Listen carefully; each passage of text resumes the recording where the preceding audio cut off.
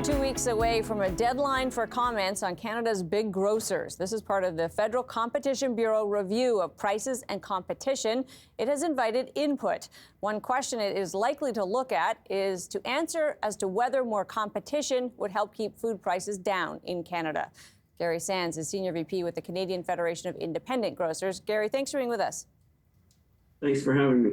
This has, of course, become a flashpoint. Grocery inflation is the place most people, especially the most vulnerable, are feeling inflation in the worst ways. And, of course, we do see profit at some of the biggest players. So let's start with the obvious question, which is, do we need to fear that the biggest grocery stores in this country are using inflation against us? Are they profiteering off higher prices?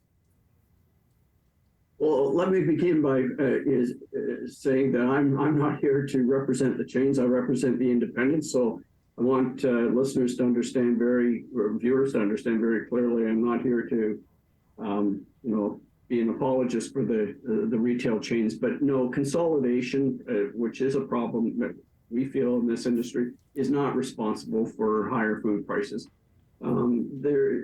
I think, in fairness, even the chains are extremely sensitive to the concerns that people have right now around affordability. They're getting the same increases that we're getting as independents. We're seeing the same notices of price rises that suppliers have to pass on as we all are. So, no, I really couldn't point to the fact that we have 5 big retail chains in Canada is the reason for higher food prices. It was the reason, Gary, of course, for the Competition Bureau to start this review. And maybe there's politics in that. It's good PR to say we're trying to do something about this, folks.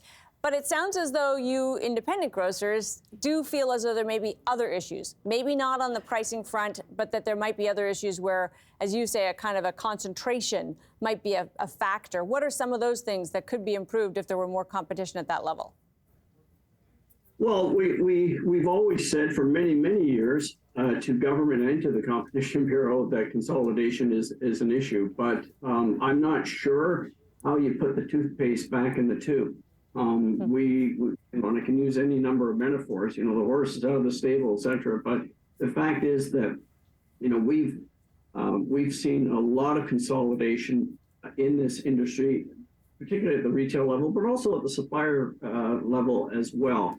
And that puts independent grocers, for example, at a competitive disadvantage. There's no doubt that some of the expenses or costs that everyone faces in the industry have to be absorbed entirely by the independents. In the past, the chains have been able to offload some of those costs onto their suppliers. We don't have that capability. If an independent wants to suggest any large multinational supplier that they'd like them to help offset their costs for infrastructure or higher energy costs or building an online platform, I'll keep the car running for you in the parking lot while they have that conversation, because it's not going to be a problem.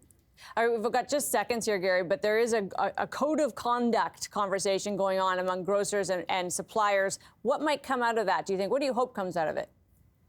I think what we're going to see come out of that is that we're going to see a recognition or some guidance provided to the industry on what kind of practices are fair. What is it that we should be doing as an industry better? What is it we should not be doing? I also think, there's going to be a recognition of the need for fair supply in Canada. We have 6,900 independent grocers in Canada. Many of them are in communities where they're the only game in town. And so if they're not getting fair supply, that's a concern not just for the independent grocer in that community, but it's a concern for the people in that community. And that's something as an industry we should be concerned about and paying attention to, and governments as well. Gary, great to have you. Appreciate your time today. Thank you. Gary Sands is Senior VP at the Canadian Federation of Independent Grocers. Time for the takeaway and the rules of the game. The Premier of Alberta introduced a new bill this week that could open a new and rather unpleasant chapter in Canada's story. So far, it's been a tale of cooperation between 10 provinces and 3 territories, each governed more closely by local politicians, but all knitted together by a strong central government. Our federal government is the voice of and for all Canadians, and one of its roles in this confederation of ours is to tie the whole country together, so that if you travel from Moncton, New Brunswick to Kelowna, BC, it won't matter. A Canadian is the same everywhere we go. Of course, provinces and cities have specific needs, and a layer of government closer to the ground and more tailored to those needs is good sense. But what happens when provincial leaders reject federal policies? That can lead to constitutional challenges, as it did with the federal carbon tax. And when the courts decided Ottawa did have the right to impose such a law, the matter was settled. But that isn't enough for some premiers, or certainly not enough for the Premier of Alberta, whose Alberta Sovereignty Act opens a nightmare scenario, not just for anyone who believes in our federal system, but for the citizens of Alberta, who could be stripped of some basic democratic rights and transparency anytime the Premier and her cabinet decide Ottawa has overreached. To get that extraordinary power, which includes the ability to instruct various provincial bodies like police and teachers to ignore a federal law, the Premier would need sign-off from the legislature, which her party dominates. Not a big safeguard, in other words. So far, the federal government hasn't said too much about this proposed law, and maybe that's because it's hard to know what to say to something so outlandish. My takeaway? This big, beautiful, messy project we call Canada relies on a system where provinces ultimately give way to the authority of a central government. Once that breaks down, you'd be forgiven for wondering what makes it Canada at all. That's Taking Stock for this week. I'm Amanda Lang. Thanks for being with us.